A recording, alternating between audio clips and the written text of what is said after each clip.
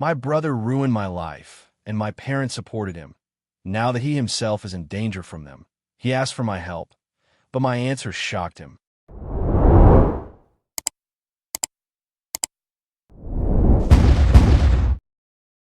This is not a story with a happy ending. It's about how my own brother ruined my life, and my parents not only turned a blind eye, but also happily shook his hand afterwards. And now he is crying, calling, and begging, "Help me, they're destroying me." But my answer left him silent. Now you will understand everything. My name is Nathan. I am 27 years old. My brother's name is Zach. He's 25. The story is as old as time. The favorite son and the other one. I was never beaten. I did not grow up in poverty. But the psychological warfare that was waged in my family is a separate topic. In short, my parents needed a hero, a successful one, and a victim. Guess who was who? I was always an excellent student, diligent, responsible. I went to college on my own. I worked 2 jobs. I helped my parents when they were in debt. And Zach was a human disaster. Alcohol at 16, first criminal case at 18, kicked out of college after 6 months. But my mom always said, he's just still looking for himself. He has a good soul. And when I asked her why she never said that about me, she answered, because you don't need it, you're strong. At 23, I bought my first apartment on credit. And you know what? 2 months later, Zach moved in. Without permission. He said it was temporary. I was naive. I thought, okay, I'll help him, he's my brother. 2 weeks later, I came home and saw a complete mess. There was beer in the kitchen, some leftist friends who didn't even know my name. In the bathroom, someone's vomit.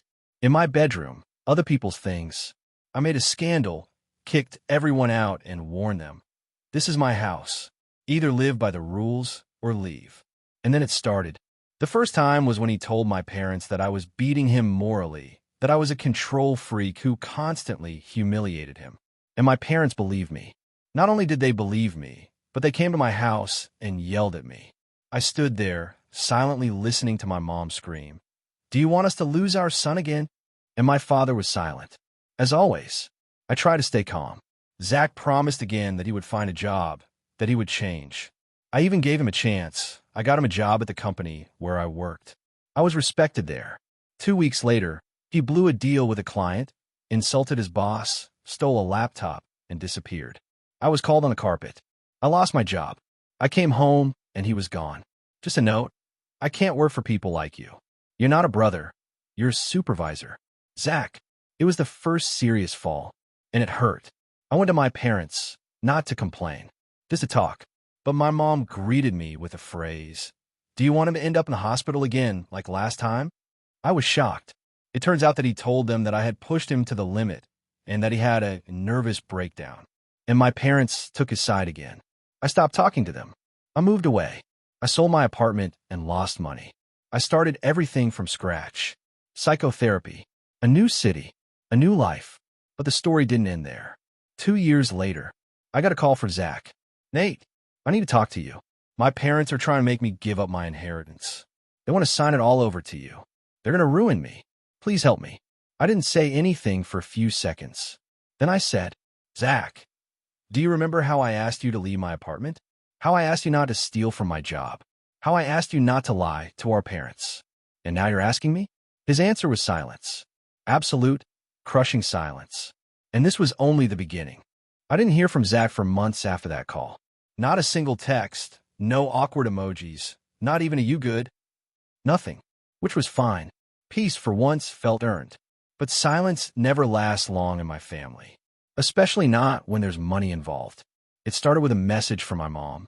A casual, "Can we have dinner together?" Just us as a family. No context.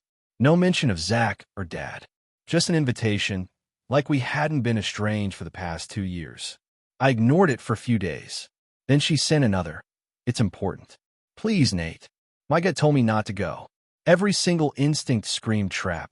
But curiosity won. And maybe, just maybe, I wanted to finally hear them say the truth. Admit what Zach had done. Own up to the damage. I showed up at the house. I hadn't been inside in years. The same porch. Same creaky door. Same damn smell of lemon cleaner and disappointment. And there he was. Zach. sitting at the dining table like he owned the place, sipping his soda like nothing had ever happened. He had that smug look, the one he always wore when he knew something I didn't. My parents were already seated. My mom got up and hugged me tightly, whispering, "Thank you for coming." My dad just gave me a stiff nod as always. Then Zach smiled and said, "Look who finally showed up." I didn't respond, just sat down, quiet, observing. That's when they dropped it on me. Apparently, our grandfather, whom I hadn't seen since I was 10, had passed away and left behind a sizable inheritance. But here's the twist. He left it in a trust for me. Only me. Not my parents. Not Zach. Me. I didn't even know the man remembered I existed. But apparently, he'd kept tabs. Quietly. He saw through the family circus and decided I was the only one worth trusting. The tension in that room was thick. My mom tried to spin it with her usual fake cheer. "We think it's only fair, Nate, that you share some of that with Zach. After all, he's family." I looked at her like she'd grown a second head. "Share?" I asked. Zach leaned back in his chair, arms crossed. "Come on, man. You know it's not right for you to keep all of it. I've had a rougher path." "No," I said flatly. "You chose that path. And every time I tried to help, you used me, stole from me, lied about me. Now you want a handout." "It's not a handout," my mom cut in. "It's justice. You've always had it easier, Nathan." That hit like a punch to the throat. I stood up, slowly shaking, my voice barely above a whisper. "You think I had it easy? I built everything myself while you coddled him through every F*** up. You let him ruin me. You chose him over and over again, even when he burned everything down. And now you want me to give him what I earned from the one person who actually saw me." No one said a word, so I walked out. 3 days later, Zach showed up at my apartment, drunk, banging on the door, screaming my name. "Open the door, Nate. You owe me. I'm your brother." The neighbors called the cops. I didn't even open the blinds. He was taken away, cuffed, kicking the hallway walls. That should have been the end. But no, it was just the second act. Because a week later, I found out something that blew the lid off everything I thought I knew. The inheritance? It wasn't just money. It was control of the family property. The same house my parents lived in. And legally, it was mine. You ever feel like the universe hands you a twisted little gift, just to see what you'll do with it? That's what this felt like. 3 days after Zach's drunk meltdown at my apartment, I got a call from a lawyer. Not just any lawyer, my grandfather's estate lawyer. She wanted to go over the full details of the inheritance. I assumed it was just money, maybe some bonds or a trust. I was wrong. Turns out my grandfather had quietly bought out the family home years ago, the house I grew up in. My parents never mentioned it. I assumed they still owned it, but they hadn't paid a mortgage in over a decade. My grandfather had done it all under the table, in cash, through a holding company. And now, that house legally belonged to me. Not just the house, the land, the adjoining lot, everything, transferred directly to me via trust, effective the day of his death. Ironclad, irrevocable. It was one of those moments where your brain does a hard reboot. They had no idea. I was holding the deed to the very roof over their heads, and they were too busy trying to manipulate me out of money to realize the bigger game had already ended. I sat with that information for 2 days. I didn't tell anyone, not even my closest friends. I just kept playing back every fight, every guilt trip, every phone call where they said I was selfish and realized I had the power to end it all. Not out of revenge, not yet, but out of clarity. Then something else dropped. Zach's court date, from the apartment incident. He was being charged with public intoxication, disorderly conduct, and disturbing the peace. Not jail time, but enough of a slap that it made headlines in the local paper. And my parents? They blamed me. Of course. "Why didn't you just let him in, Nathan?" my mom texted. "He was hurting. He needed you." I didn't reply. Instead, I went to the courthouse. Sat quietly in the back row as Zach pleaded no contest. He didn't see me, but I saw him. He looked tired, not defeated. Zach doesn't do defeated, but cornered. You could see it in his posture. Like the walls were getting closer, and he didn't know which way was out. That's when the idea started to form. Not revenge, not yet, but something better. Control. I didn't have to fight them anymore. I already won. I had the deed to the house. I had the legal high ground. I had the moral high ground, too. But most of all, I had time. I didn't tell them anything. Just waited. Then one day my dad called me. Not text. Not email. A real call. He sounded desperate. "Nathan," he said, "we're having some issues with the plumbing. The city says there's a code violation and the landlord needs to handle it. We don't know who to contact." I smiled. I let him hang on the line for a few seconds too long. Then I said, "I'm the landlord." Silence. Dead air. Then, finally, "What do you mean?" "I mean I own the house," I said. "The trust transferred everything to me. You've been living on my property. For months. Rent-free." More silence. Then, "And I swear this is real," he asked me for mercy. "Your mother and I didn't know. We didn't mean any harm. This isn't fair." Isn't fair? Fair was gone a long time ago. I told him I'd think about how I wanted to proceed. Told him not to worry, for now. I hung up and just sat there. Not gloating. Not angry. Just numb. Because the next move wouldn't be about proving anything. It would be the start of something they couldn't walk away from. And when I made that move, they'd finally understand what it feels like to be powerless. A week passed before I made any move. Not because I didn't know what to do, but because I wanted them to stew in it. I imagined the conversations in that house. My dad pacing the hallway. My mom trying to act like she had everything under control. Zach probably blaming me for everything, telling them they should fight back. But deep down, they were scared. They knew I had them cornered. And for the first time in my life, I liked it. I finally sent them an official letter. No drama, no personal touches. Just legal tone, clean formatting. Notice of property ownership transfer. Included a section about repairs needed and a proposed lease agreement should they wish to continue living on the property. Yes, I offered to let them stay. At market rent. No discount. No grace period. No exceptions. I gave them 14 days to respond. 3 days later, my mom showed up at my apartment. I didn't invite her in. We stood outside.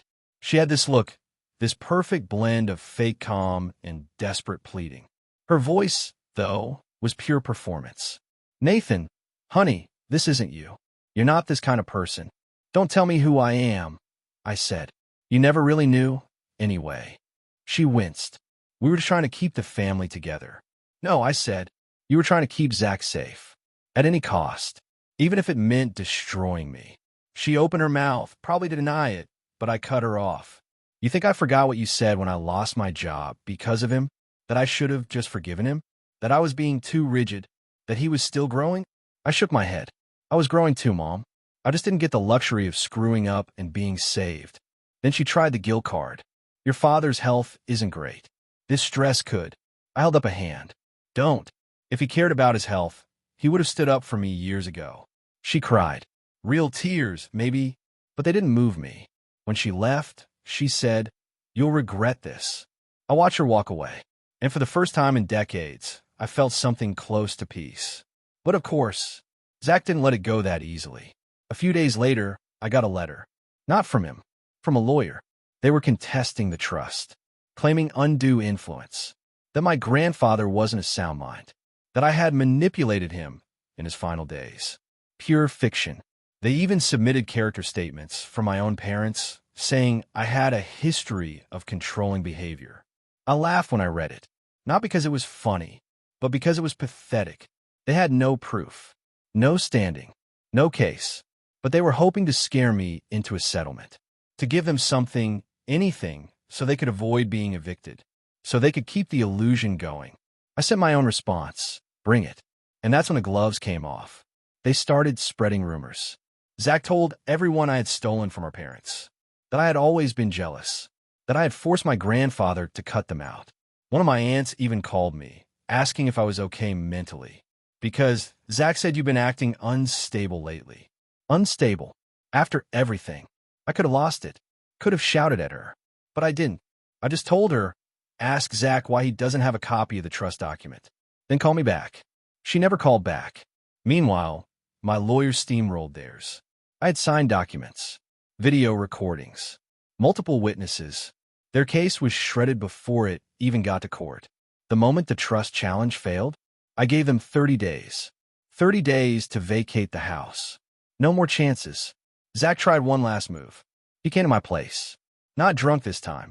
Calm. Calculated. Look, he said, I know things went south, but this doesn't have to be a war. I didn't say anything. We're brothers, Nate. Come on. We used to play Mario Kart together. You remember that?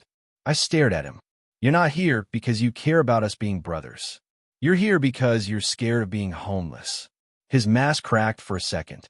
Then he smirked. You know, you're not better than me. You just had better luck. I leaned in and said quietly, I earned every damn thing you threw away. And then I closed the door.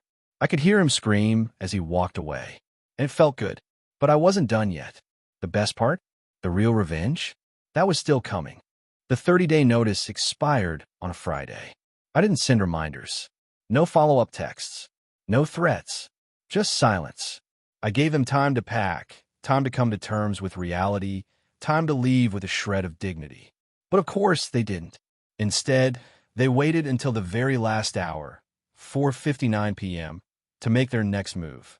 They filed for an emergency injunction, claiming they had no alternative housing and that I was intentionally destabilizing the family unit. They even got a social worker to co-sign a letter saying that eviction could lead to serious psychological harm, especially to my father. It stalled the process for 72 hours, not because it was valid, but because paperwork always is slower than consequences. I didn't react, didn't call them, didn't even tell my lawyer to push. I just waited, let them taste the anxiety. Let's sit. On Monday morning, I got the green light. Sheriff's Department called me. We'll be out there by noon. I drove up to the house I used to call home, parked across the street, watched it like a stranger. They hadn't packed a single box. Zach was pacing the lawn, shouting into his phone. My mom was crying to a neighbor. My dad, he was just sitting on the porch, still as a statue, like if he didn't move, none of it was happening.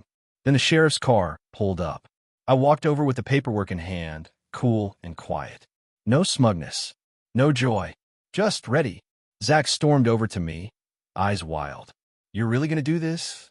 Already done, I said. You had a month. You're destroying us. No, I said.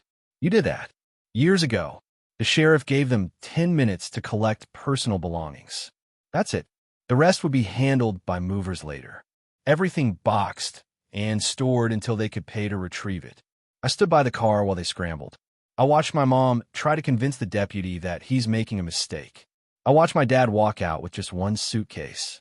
I watched Zach flip off the house as they drove away in an old van that smelled like bitterness.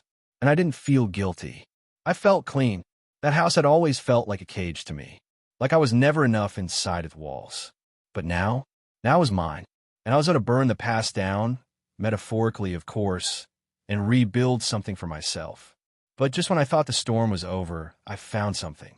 Something that changed everything. It was in the attic. A dusty old box labeled Nathan, do not open. Of course I opened it. Inside, letters. Dozens of them. From my grandfather. Addressed to me. Some handwritten. Some typed. All dated over a decade. And every single one had never been given to me. He had written to me every year. Birthdays. Holidays. Graduations. Telling me he was proud of me. That he was watching. That he saw through the lies my family told. That one day, he'd make it right. I sat in that attic, holding those letters, and I wept like I hadn't in years. He had been there the whole time. And my parents, they hid it. That was the final nail. This wasn't just a grudge anymore. This was war. They didn't just enable Zach. They erased the one person who believed in me. And now, I had nothing left to lose. The attic was more than a time capsule. It was a crime scene. As I sifted through the letters, I noticed a pattern. Dates when my grandfather said he'd mailed gifts or asked to visit. Mentions of things I'd never seen or heard about. I hope you like the telescope, one letter said. Another reference to train set I'd begged for as a kid. I never got a telescope. I never got a train set. I got silence. They'd been intercepting his mail, hiding his letters, keeping me from him, from the only person in our bloodline who ever saw me for who I was. I called my lawyer and asked if the trust included personal correspondence. It didn't, but it didn't need to. Legally, the moment my grandfather died, his personal property that wasn't specifically bequeathed became mine. So I went looking for more, and I found it. A locked cabinet in the basement. Behind the old fuse box, I pried it open. Inside, bank statements, canceled checks, scans of letters. Apparently, my grandfather had tried to visit multiple times, but every time he called or wrote, my parents would send back letters saying I was too busy or didn't want contact. One letter even said, "Nathan is struggling emotionally right now. It would be best if you stayed away." They made him believe I didn't want him. They isolated both of us. For what? To protect Zach's feelings? To avoid looking like bad parents? Or maybe just because they couldn't stand the idea that someone else might love me more than they did. I took pictures of everything, made copies, uploaded them to multiple cloud drives. And then I made a plan. This wasn't just about eviction anymore. It was about exposure. I went quiet online for a few weeks. I didn't want to tip them off. I started working with a local journalist I trusted, someone who specialized in family court abuses and elder exploitation. I showed her the letters, the canceled checks, the fake correspondence. She was horrified, and she wanted to tell the story. We drafted an anonymous piece for a popular blog. The headline? They hid my grandfather from me for 20 years, then tried to steal his inheritance. It blew up. Not viral, but enough to reach the right people. Enough that family friends started calling them. Enough that my aunt, the one who believed Zach's smear campaign, called me and sobbed an apology. Enough that Zach showed up again, at night, hammering at my door. I didn't answer. He kicked it, screamed through the keyhole. "You think this fixes anything? You think people care? You're just bitter." The next morning, I filed for a restraining order. It was granted, but the real punishment was just beginning. My parents had moved in with Zach, because of course, where else would they go? And I knew something they didn't. Zach wasn't paying rent on that apartment. His name wasn't even on the lease. He was squatting. So I made a few calls. And guess what? 30 days later, the landlord served them this time. Evicted. Again. Now, they were living in a cheap motel outside the city. And they finally reached out. All of them. A joint message. "Nathan, please. We've made mistakes, but we're still your family." My reply? "Funny. That's what you said every time you picked Zach over me. Every time you lied to me. Every time you silenced the one person who believed in me." They sent back one word. "Please." I didn't respond. Instead, I hit publish on a Dropbox folder. Every letter, every bank statement, every document. I shared it with every extended family member. And I let the truth spread like wildfire. You don't get to rewrite history when the receipts are this good. And this was just the beginning. Because I still had one final card to play. The one thing they never saw coming. By the time I sent out that Dropbox folder, the silence from my extended family said more than words ever could. A few cousins messaged me to say they were sorry. One uncle, who'd always been close to my dad, admitted, "I had no idea they were doing this to you." And my parents? They were drowning. The motel they stayed in wasn't just run down. It was in a part of town where even the police didn't bother driving at night. They couldn't get help from Zach. He'd burned every financial bridge he'd ever walked on. They were broke, disgraced, isolated, but they still had each other. Until they didn't. That's when it got interesting. Because Zach turned on them. Apparently, he found out about a separate savings account my grandfather had set aside for family emergencies. A small one, but still significant. It had been meant for me. They'd accessed it illegally years ago, right before he died. I only discovered it after digging deeper into his state records with my lawyer. And Zach, he blamed them. He attacked them, verbally, maybe even physically. There was a police report, but no one pressed charges. He packed up and left. And a few days later, he came back to me. Alone, broken, no swagger, no fake charm. Just a guy who looked like he hadn't slept in days. He asked to meet. I agreed, but only in public. Neutral ground. Bright daylight. My lawyer knew the time and place. I wasn't taking chances. We sat across from each other at a small cafe. He ordered nothing. "I screwed up," he said. "I know I did." I said nothing. "I'm not asking you to forgive me. I need help. I don't have anyone left." I waited. He looked up at me, and for the first time since we were kids, he didn't look like a manipulator or a threat. He looked defeated. Small. Human. "I never wanted to be your enemy," he said. "I just couldn't stand being compared to you. You were always the golden boy. I was always the screw-up. That made me flinch a little. Because, yeah, I worked hard, but he wasn't wrong about the way we were both labeled. The difference was, I earned everything. He just wanted shortcuts. I finally spoke. Do you remember when you crashed in my apartment? When I lost my job because of you? He nodded. You told everyone I beat you, that I was dangerous, that I abused you. I know, he whispered. It was a lie. I was desperate. I didn't know what else to do. I leaned forward. Calm. You didn't destroy me, Zach, but you came close. So now I'm going to offer you something you never gave me. His eyes lit up, hopeful. Clarity. He blinked. You will not live with me. You will not get money. You will not get a place to crash. You will not even get sympathy. What you will get is this, a chance to disappear. Quietly. I won't press charges. I won't release the rest of what I have on you. But if you ever contact me again, ever, I will make sure the world sees exactly who you are. He was quiet for a full minute. Then he nodded, once, and left. I don't know where he went. I don't care. But that wasn't the final card I mentioned earlier. No, the real play was for my parents. Because while Zach was burning his last bridge, I was preparing the deed transfer. I signed it over, not to myself, to a nonprofit that builds transitional housing for abused teens.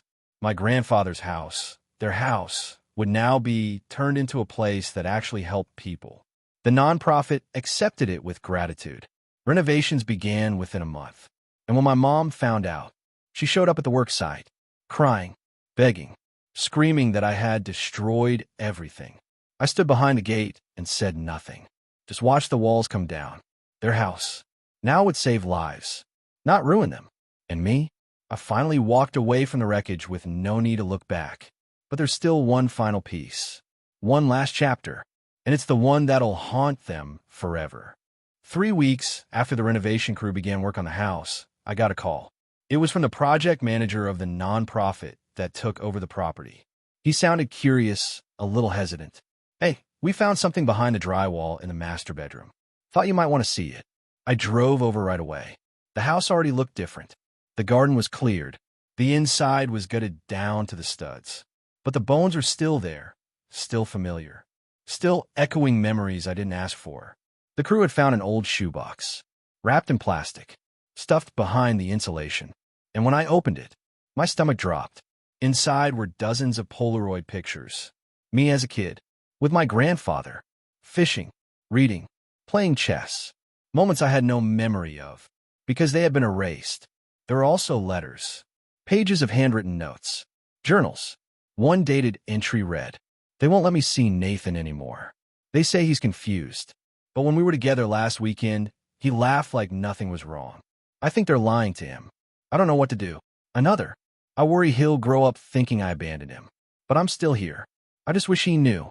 I sat on the floor of the gutted house and read every word like it was a sacred text. Because to me it was. My grandfather fought for me, and they buried it. Literally. I scanned everything, uploaded it, and then I wrote a letter of my own. A final letter. I mailed it to my parents. Registered mail. Signature required. This is what it said. To Mom and Dad, you told me my grandfather didn't care about me, that he gave up on me, that I was too young to understand why he stopped coming around. But now I know the truth. I know you intercepted his letters. I know you lied to him. And to me, I know you stole time, love, and memories from both of us. And worst of all, you made me grow up believing I wasn't wanted. I have no more anger, just pity, because while I rebuilt my life, you wasted yours covering up a lie that's now fully exposed. The house is gone, but his legacy isn't. You try to bury him behind drywall and silence. I've resurrected him in truth, and I'm going to make sure every generation after me knows who he really was and who you really are. Enjoy your motel. Nathan. I never got a reply, but 2 days later, someone egged my car. No note, no camera footage, just a splatter of yoke and cowardice. I smiled when I saw it, because if that's all they had left, it meant they had nothing. No more lies, no more leverage, no more legacy, just a name that from now on would be remembered not for abuse, but for what I did with the ashes. But the story's not over yet, because what happened next, even I didn't see it coming. I thought I had closed the final chapter. I thought the story had burned itself out. But karma isn't always content with poetic endings. Sometimes it lingers. 3 months after I mailed that letter, I got a call from a number I didn't recognize. I almost let it go to voicemail, but something made me answer. Hello. A pause. Then a voice I hadn't heard in decades. Is this Nathan? Yes. Who's this? This is Ellie. I'm your cousin, Aunt Marion's daughter. I remembered Ellie vaguely. She'd moved out of state when I was still in middle school. Her side of the family had always kept a polite distance from the circus that was our household. I hope it's okay I'm calling, she said quickly. I read the blog post and the Dropbox files. I didn't know. None of US did. I didn't know what to say. She went on. I always thought your family was intense, but I had no idea it was this bad.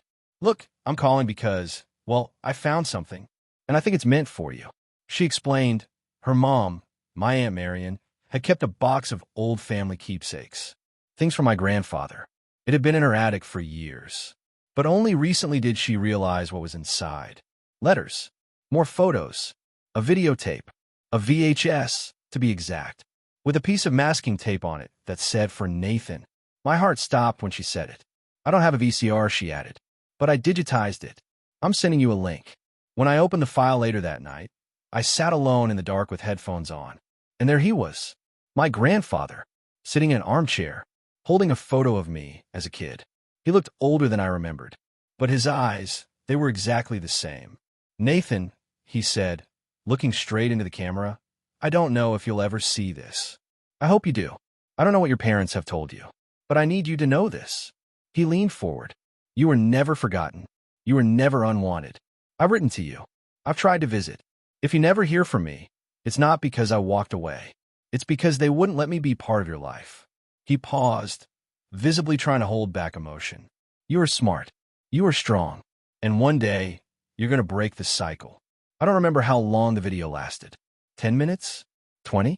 All I remember is crying so hard I couldn't breathe. That video shattered something inside me, but not in a bad way. It cracked open a chamber I'd sealed shut for years. And in its place came healing. I uploaded the video to the same Dropbox folder. No comments. No notes. Just the file. Let the world see it. Let the family know the truth straight from the source. A week later, I heard that my mother checked into a hospital for exhaustion. Zach had vanished again. Rumor had it he was couch surfing in another state. And my dad? He tried to call. Twice. I didn't answer. I didn't need to, because the next part of the story was no longer about them. It was about me, and the life I was finally going to start living. But first, there was one final thing I had to do. One last choice to make. One final gift to give. You'd think that after everything, after exposing the lies, reclaiming the truth, and burning the rot to the ground, I'd be done. But closure isn't always loud. Sometimes it's quiet. Still, it took me a long time to understand that. 4 weeks after the video, I walked around feeling like I was living someone else's life. I didn't know what to do with the peace, with the silence. No fires to put out, no lies to unravel, no betrayal to survive. Just me, breathing. But there was still one last thing tying me to the past. The ashes. When a nonprofit finished renovations on the house, they held a small event. Nothing big, just the opening of a new transitional home for displaced teens. The local press covered it. They even offered me a chance to speak. I declined. This wasn't about me anymore. But I did go. I stood across the street and watched the ribbon get cut. I saw the kids who'd be staying there. I saw the volunteers who would guide them. I saw hope where pain used to live. And then, I left a box on the front porch before anyone noticed me. Inside the box, a photo of me and my grandfather fishing, one of the Polaroids from the shoebox, a copy of his will, and a handwritten note that said, "This house once held secrets and shame. Now it holds second chances. For those who feel unwanted, you are wanted. For those who feel forgotten, you are remembered. For those who feel unloved, you are loved." Nathan, that was my final gift. Not for Zach, not for my parents, for the kid I used to be, the one who thought no one saw him, the one who needed to know that someone did. I walked away after that. No press, no interviews, no attention, just freedom. Nowadays, I live in a different city. I've got a job I love, a partner who understands me, and friends who know the whole story, and stayed anyway. I still keep my grandfather's letters in a box under my bed. Sometimes I read them when the memories get too loud. But most days, I don't have to, because I already know what they say. He believed in me when no one else did. And now, so do I.